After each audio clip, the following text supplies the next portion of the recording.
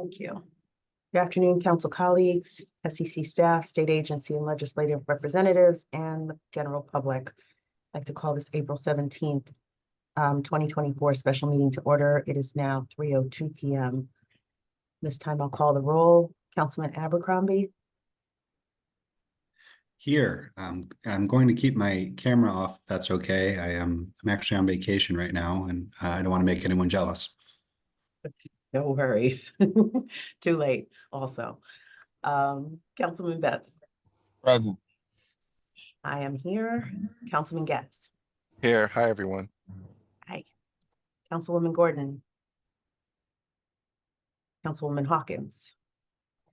Present. Councilman Jefferson. Councilman Karpowitz. Present. Councilman Medina.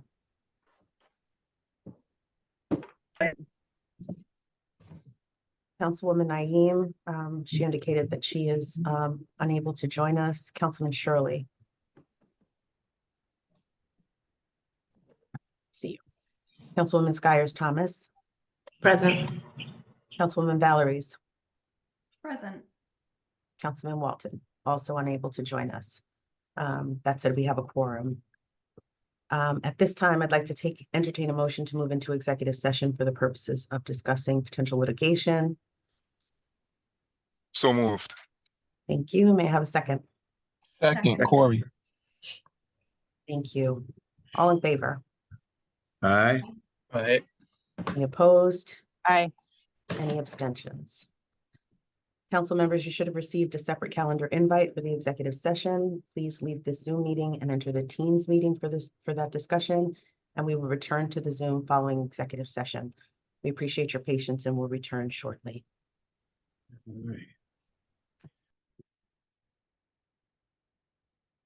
Remaining council folks.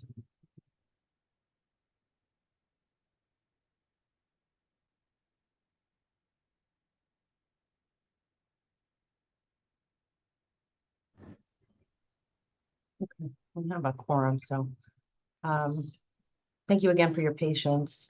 I'd like to resume this special meeting of the Social Equity Council and recall the roll. Councilman Abercrombie. Here. Councilman Betts. Present. I am here. Councilman Gaddis. Here. Councilwoman Gordon. Councilwoman Hawkins. Present. Councilman Jefferson. Councilman Karpowitz. Present. Councilman Medina. Councilwoman Naeem. Present. Councilman Shirley. Present. Councilwoman Skyers Thomas. Present. Councilwoman Valeries. Present. Councilman Walton, as I said, could not join us. Thank you. We will now move on to our action items. The documentation for which was sent to the council via email both yesterday and this morning. May I have a motion to approve equity joint venture application AMHF 0008280? So moved. May I Second. have- Thank you. Any discussion? Hearing none. All in favor? Aye. Any Aye. opposed? Any opposed? Any abstentions? Great. Next, may I have a motion to approve the ownership transfer for Connect Wellness? So moved. I have a second. Second. Any discussion? Hearing none. All in favor? Aye. Any opposed? Any abstentions? Okay. Third, may I have a motion to approve equity joint venture application AMHF 0008284? So moved. May I have a second? Second. Thank you. Any discussion? Hearing none, all in favor? Aye. Aye. Any opposed? Any abstentions? Great, thank you. Next, we have a vote on the community reinvestment grant makers. The council may recall that Director Clay shared a presentation outlining the staff's recommendations for community reinvestment for fiscal year 24. That presentation was also included in the meeting packet. But in summary, the SEC staff has recommended a total of $22 million to be distributed to 5 grant makers. $4.75 million to the Prosperity Foundation for the New Haven area, $4.25 million to Nest for the Waterbury area, $6.75 million to the Hartford Foundation for Public Giving for the Hartford Capital and Greater Hartford areas, $2 million to the Community Foundation for Eastern Connecticut for the Eastern Connecticut area, and $4.25 to the United Way of Coastal and Western Connecticut for the Bridgeport and Stamford areas. These dollars will be used for violence prevention and will be awarded through these entities at a minimum of $25,000 and a maximum of $150,000. Director Clay, I don't know if you had any additional context you wanted to provide. You're on mute, Director Clay. Okay, sorry about that. The only thing I wanted to add for this is that we may have to move a town to a different grant maker, and I'll give you an example. One of our grant makers, Service Delivery Area, and their office is in Danbury, but we've actually had Danbury in with a different grant maker. So any changes that we make just for purposes of that grant maker is right there in Danbury, we shouldn't expect someone from outside to come, and we didn't know this until we got the applicants, but we will make a dollar for dollar change. So if none of the dollar amounts allocated to the grant makers will change, only the town. And if the money doesn't work, then we won't move them. So are you saying that their office is in Danbury and their service area is also in Danbury? Correct, but Danbury fell into a different region or a different service area. So a different grant maker would be handling Danbury where we have a grant maker. Gotcha. If we vote for all of those folks. Thank you for that. Councilwoman, let me just get the motion in the second, and then we'll move to discussion. So may I have a make the motion? May I I'll have a make the second? motion. Thank you, Councilman Jefferson. May I have a second? Second. Thank you, Councilman Shirley. Discussion. Councilwoman Knight, Councilwoman Lane. Thank you so much. I just want to make sure I understand this correctly. So Danbury was originally allocated into a different region. I'm sorry, Councilman Service. Jefferson, could you mute, please? Thank you so much. For a different service area, and so now we It's are. not mute. It might be the background noise. Oh, where I okay. am. I'm sorry. I Okay, no apologize. worries. So are we asking, because we're gonna move Danbury, then that means that grant maker will also get more funds to reflect that they are inheriting Danbury as part of their territory? Is that correct? They will, so the grant maker that gets Danbury will lose another, so that there is a way that we can move a valley municipality up to another grant maker. So they won't get more money, they won't get more towns. Whoever we move will be a town for town switch. Okay, I would just ask that once you have that breakdown of what towns are under what grant makers, and just share that along with, the funding that's going for each of those areas. I think it's gonna be really critical for us to just understand Yep. how much is being we'll allocated edit for each of those areas. And We'll edit. And through you, Madam Chair. Mhm.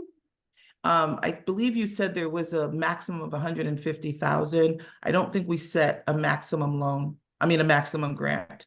I Okay, think we that was only in the set a minimum. presentation, that was in a previous presentation. So if that's changed, the 2024 Community Reinvestment Spending and Implementation Plan that you provided to us previously indicated a minimum and a maximum, I believe. I believe there was discussion around only a minimum. Not a Okay. maximum. Okay. So duly noted. So only the minimum award of 25,000.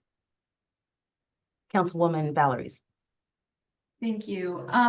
May I just suggest respectfully that if there is instead of switching a town for a town, that potentially you could consider if Danbury, someone within Danbury puts in an application and that application would be accepted, that maybe the dollar amount of that application get brought forward to the Danbury organization instead of and that other entity would pay for that, but it would be serviced in Danbury. I think if you swap town for town, you might get a town that doesn't apply for an applicant for a grant and another town that does. And you might end up kind of disproportionately moving the money. Yeah, so the money, like I said, the money doesn't move. So whatever the allocation is for that includes the Danbury, it'll be the, well, I don't know if I could say the names, but one grant maker will get the town, but then they will lose a town and will move it over. My concern with doing that is that this organization will be advertising, folks will, in those towns will be expecting to go to them because that's who they normally go to. So that we just, it's easier just to move the town over before the program starts. And I only think it's one that we looked at so far. I'm Trying just to get applicants to go, you go to this region, that actually takes away from the other group. It allows them, the move town But to, say Danbury's town moves from so I'll use the workforce boards regions, for example. Danbury is part of the Waterbury Workforce Board region, even though it's disconnected by geographic space. Mhm. So if you now say that Danbury becomes part of the Fairfield region, and then another Fairfield region becomes part of the Waterbury region, to swap that out, it doesn't necessarily mean that the town that you swapped out is going to have an application. it's not the town, it's organizations within Okay, so it's gonna not be, a town. okay. Okay, These are the violence prevention. This is the 22 million that we're speaking about that the community can apply for. Organizations in the community can apply. It doesn't go to the municipality. I understand that. I'm saying in the region, but if an organization is in Danbury and they apply and their region is different, you move that town into a different cluster of towns, correct? Is that what you're trying to do, right? And Danbury has, say, a really good application for $200,000. And the town that you swapped Danbury for in another region doesn't put in an application at all. Then It doesn't work that way. It's not the town that's putting in the application. I understand, but I mean, So if I an move, entity within that town doesn't put in an application. If an entity within that town does not put in an application, you've now moved money disproportionately.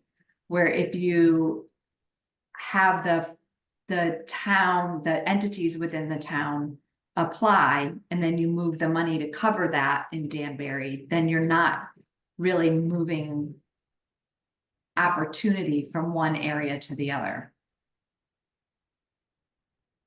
I don't know if I'm yeah, explaining it. this doesn't do that. Yeah. I'm sorry if I'm not making myself clear. No, Okay. Councilwoman Valories, I think you make a valid point. Just in terms of how are we figuring out, because I get what you're saying. If we've allotted money based on DIAs and census tracts, and the money that is going to a census tract includes Danbury for, in this instance, then how are we repositioning? How are we not moving dollars if we are in fact moving where those DIAs now sit? I guess that's That's what I'm you're trying asking. to Okay. articulate, yes. So, Because it might not be even, right? Correct. More organizations or higher dollar value applications might come from the Danbury region town versus the town that you swapped out for that town. So now the money isn't as proportionate to the region as you had anticipated it to be.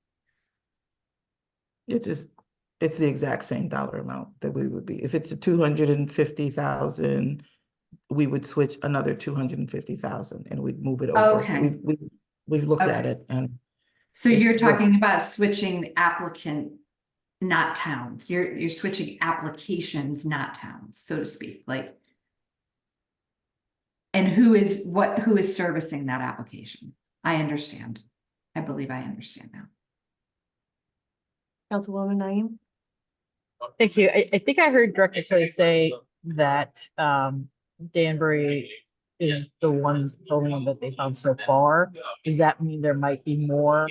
Do you guys still have to do a further review to understand what we need to do?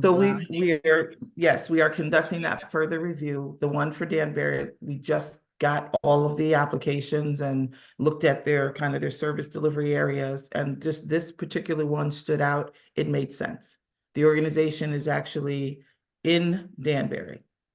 So to have another grant maker from another area do the Danbury applications would be a little inconvenient, a little Yeah, off. I totally understand that part. I guess my concern is that it sounds like there needs to be more review to make sure that we've got a firm understanding of what area they're being serviced by what organizations, and there might be changes. I'm just not comfortable. I think it'd be really important for us to see a breakdown of, on the recommendation, this organization is going to be servicing these areas, and each of these areas is going to have up to X dollars carved out for patients coming from this area. I think that needs to be set and voted on for approval versus just approving the overall organizations and then some of these things shifting. I think it's going to be very important for us to be very clear and transparent on the dollars being allocated into each of these communities and the expectation of who's servicing it. Well, the only one that I, like I said, that was glaring, and we haven't even, I'm bringing it to you because I thought we would change it. It can remain the same. So I can make no changes to the, And I'm not to the asking. allocation. That might be the best way to do it, to move it I think it forward. makes sense to change if the organization, servicing organization is in Danbury, that makes sense. I guess my point is, it sounds like we need to just do a little bit more review to get all those clarifications in. I'm not comfortable approving the recommendations if we are not clear on the service areas and the funding tied to it. Well, like I said, that was the only one that was glaring to us. And I just wanted to put that one out there. The other ones, I believe, are just fine. They're fine. So so you're not expecting to do any further review of any of them? I don't think we'll be making any further changes. Or I can say we won't make any further changes besides switching the Danbury one with another. And again, we understand the allocation for each of the DIAs, and I would only do a town for town or a dollar for dollar exchange. No one would lose a town, no one would gain more towns. So if you've got 6 towns now, you're gonna have 6 towns if there was a change. And that's the same thing that'll happen for Danbury. And I think that is my point that I'm trying to make, because the 6 towns, that town that you swap might not be equitable for the amount of grants that those towns are looking for. So it So, won't matter, because if we did the dollar amount, they only have up to that amount. So there is no more for that. correct. Right. I understand that, but I still believe that, okay, you switch Danbury with Waterbury. I'm just making it up, right? Danbury ends up having, 2 really good applications for $200,000, and Waterbury only ends up with 1 application for $25,000. Now the Danbury region, or that the original region that Danbury was in, has less money to spread to the other towns. So I like the dollar for dollar swap. So if, Waterbury ends up with $200,000 and Danbury ends up with $200,000, then the service provider could be the Danbury one, and the money would go to Danbury to serve that community. So we're not taking away that allocation of funding in a region. We're just changing the program provider in that region. And I think there was one other point I wanted to make is, are we already accepting applications? Because you said that you just see that this happening for that one town, or is that just because Danbury is in one of the service areas that is somebody else is also in that service area? Yes, we're not accepting applications. They will be accepted, not us. Councilwoman Naeem? Thank you. Could you clarify for me? So these service areas are getting your recommendation. We've got Prosperity Foundation for New Haven for 4.75.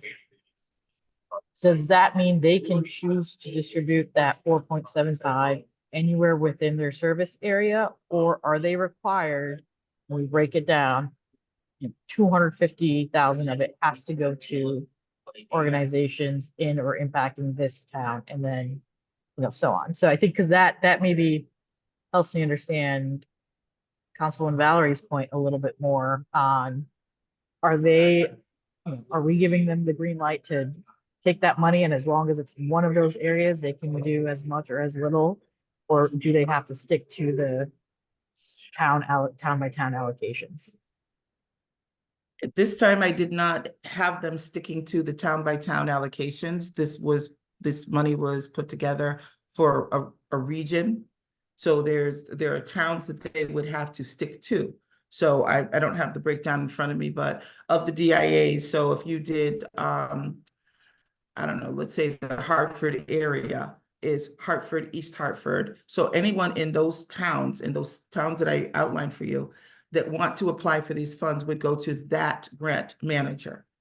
So so right now, the Hartford Foundation, if you're in New Britain, you would go to the Hartford Foundation for funding. If you were in Torrington, you'd go to Waterbury for the grant. Because Torrington is in with Waterbury for the. That makes sense. I guess my concern is more, and again, as long as we agree on this as a council, there is a chance that, you might see a bulk of the funding going to one town over the other, because we're not saying you have to have X number of funding going to each town. So not every community is guaranteed to get funded if the grant makers are reviewing each proposal at its merit as a full pot versus knowing that they want to allocate certain dollar amounts into certain towns. So I just want to put that out there as consideration. Not saying that there's anything wrong with that, but I know in the past we've had conversations around, hey, last round, we went more regional, and a lot of the funding went into the bigger cities. Do we want to start making sure that we're hitting some of the surrounding towns that didn't necessarily get funding last year?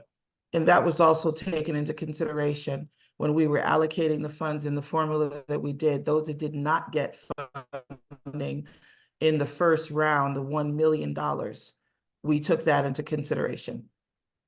Correct. They were added into the formula, but at the end of the day, there's nothing guaranteeing that they're going to be getting funding, because you might just, Hartford might have a whole ton more stronger applications than East Hartford. And so then all the funding goes to Hartford. I guess what I'm saying is there's nothing that is saying you have to make sure that we're getting certain dollar amounts into each of these centers. And again, that can be okay. I just want to make sure that that's clear to everyone on the council.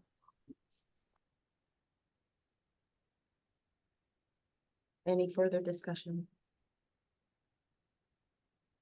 All right. Hearing Councilman Jefferson? Nope, I'm ready. Okay, hearing none, all in favor? Aye. Aye. Any opposed? Any abstentions? I'd like to abstain from this vote, please.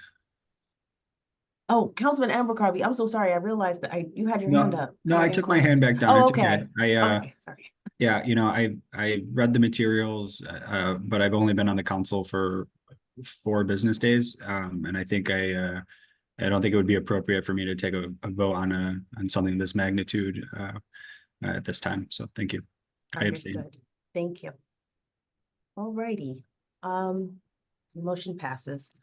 For the council, please keep in mind, there is another $12 million in gap funding that is to be distributed under what's been termed community collaboration. There were previous conversations regarding devoting those funds to crisis housing, food insecurity, and community-based childcare. Just want to refer my colleagues to Section 128(2)(c) of the Cannabis Bill, which outlines that the funds be appropriated for access to capital and technical assistance for business and funding for workforce education and community investments. I mention that because as we determine the distribution of that 12 million, my hope is that we can align the focus areas with those uses. In addition, there remains roughly 4 million in our operating budget for this fiscal year. And so at our May meeting, I will ask this body to consider repurposing some of those operational dollars for further reinvestment, as we won't be able to spend these funds as currently delineated by the end of the fiscal year.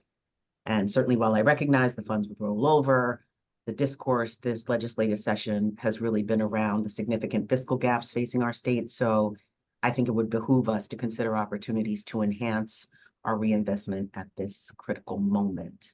Of course, any additional investments would be focused on the disproportionately impacted communities. Our next item on the agenda is a share out of the social equity applicant roundtable discussion that took place last week. I want to thank the council colleagues who were able to join, as well as the SEC team and my teammates at the Office of the Treasurer for coordinating the event. We had about a dozen SEAs participate in that conversation, and several backers and company representatives were in attendance as well. There were a number of topics discussed, including issues with certain sections of House Bill 5150, which puts food and beverage license holders at a disadvantage and furthers market inequality, a desire for consumption lounge licenses, challenges with reaching licensing entities, a need for clarity on the review and approval process, particularly as it relates to social equity plans, and a desire for more meaningful collaboration around our legislative responses. And so I also want to open it up to my other council colleagues who are there if they want to provide, and Director Clay to provide additional sort of context. But in terms of the review process, particularly for our social equity plans, I will ask the SEC team at the May meeting to provide a presentation on the social equity plan review process, so we as a council and the SEAs can better understand steps taken and what applicants should expect from a timeline perspective. And so again, welcome additional thoughts from Director Clay and my council colleagues on last week's discussion. Councilman Jefferson. Thank you, Madam Chair. I participated. I thought it was well done. It was nice to hear from our applicants, and I apologize for the noise in the room. I'm in the Senate, and it's husky day, so it's a lot of noise going on, and I apologize to all of you. I'll try to be brief. I think the one thing we have to consider, we talk a lot about ensuring that there's equity in the adult cannabis licensing business, and we do a lot around reinvestment. We just had that conversation. The other piece, the other component I think we have to begin to really look at is how can we help our social equity applicants who in fact become, licensed in this industry. And the one way we can do it, we're limited. Let's just be honest about that. But the one thing we can do is help with legislation. And I think we just have to improve, I guess, in that area. And there are ways we can do that. That's not a knock against what we've done thus far, but I think legislation is the key to helping to enhance those opportunities for those who come through the social equity application process. So whatever we have to do, I think we need to focus on that, make that a priority. Thank you. Absolutely. Thank you, Councilman Jefferson. Councilwoman Gordon. Thank you, Madam Chair. I just wanted to echo what Councilman Jefferson said. The event was really, really good. I think it was great to hear from the social equity licensees. I think they brought up some things that we just don't have a line of sight into, which I think will be very helpful moving forward. And at the outreach meeting, on Friday, we spoke about having a meeting with current licensees or people who've gone through the licensing process, who've gone through the current licensing process and lottery process, to get some feedback from them before we open the next lottery process, as I think that's going to be really helpful given some of the feedback that we were given. And just to flag that would include the agencies that also have oversight over the licensure and the lottery. I really, really think we got to understand some of the kinks in the process, but also I think many of them were complimentary of the process. So it wasn't just a listening session where people were complaining. I think we got really good feedback and information from them that I think will be beneficial for us moving forward. So I want to thank you for chairing that committee, and thank you to the SEC staff for putting it together. I think it was a great event. And I hope we can do more things like that to ensure that those who are a part of the business that we've set up and we're regulating, that they feel like they have a seat at the table and they can communicate with us. Thank you very much, Councilwoman Gordon. Director Clay? I'm all set. I lowered my hand. Okay, great, thank you. And to Councilman Jefferson's point, and some others there, when we have our regular meeting in May, I'm going to make a couple of changes in terms of our committee structure, which I think will better facilitate our social equity applicants and our processes overall. So finally, is there anything for the good of the order? Just want to take a moment to say thank you all. I've had an opportunity to talk with most of you during this transition period. You know, congratulations or condolences. I'm not really sure which one. As I resume my seat as chair of the council, but appreciate everybody's commitment again and look forward to continuing to work together. And so with that, if there's nothing else, may I have a motion to adjourn? Move So to moved. adjourn. Second. Second. Fantastic, all in favor? Aye. Aye. Have a lovely Thank you, everyone. evening. Thank you, Thank you. Chair. Thank you. Thanks, everyone. Bye.